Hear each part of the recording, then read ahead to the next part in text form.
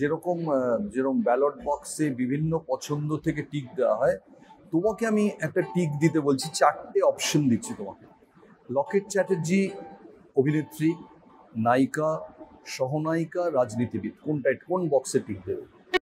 রাজনীতিবিদ। রাজনীতিবিদ পছন্দ তোমার? পছন্দের জন্য নয়, ওর জন্য এই ক্যারিয়ারটা সব থেকে ভালো। অন্য 3টে ক্যারিয়ারের চেয়ে? অন্য কিনতে ক্যারিয়ার চেয়ে, বিকজ ছবির জগৎটা খুব কম সময়ের জন্য ছিল, আর সেখানে ও মানে মেইন নায়িকা হিসেবে কোনোদিনও ছিল না, ও সবসময় সেকেন্ড নায়িকা হিসেবে ছিল। তো সেই দিক দিয়ে হয়তো কখনো ওর মধ্যে কোনো দুঃখ থাকতেই পারে যে আমি ফার্স্ট নায়িকা হতে পারিনি, আমার সবসময় সেকেন্ড নায়িকা হিসেবে থাকতে হয়েছে। সেই দিক দিয়ে বলবো যে ওর ভালো লাগতে নাই পারে।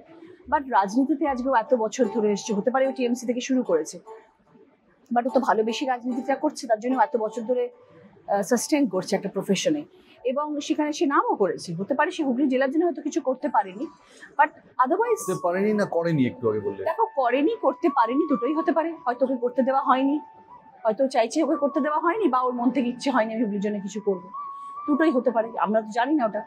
বাট অ্যাজ এ রাজনীতিবিদ ডেফিনেটলি ওর একটা জায়গা তো আছে। তোমাদের SMS এক্সচেঞ্জিং টার্মস আছে? কখনো ছিল না? বা তুমি ওর ফোন নাম্বার জানো না, ও তোমার নাম্বার? না, ফোন নাম্বার আছে আমাদের, ওর কাছে আছে কিনা জানি না, আমার কাছে তো আছে। আচ্ছা, যেহেতু যোগাযোগ এত বছর ধরে নেই, তাই জন্য হয়তো আমিও করিনি, ও করে। মানে প্রি বিজেপি ডেজেও যোগাযোগ ছিল? না, ওটাই কখনো হয়নি।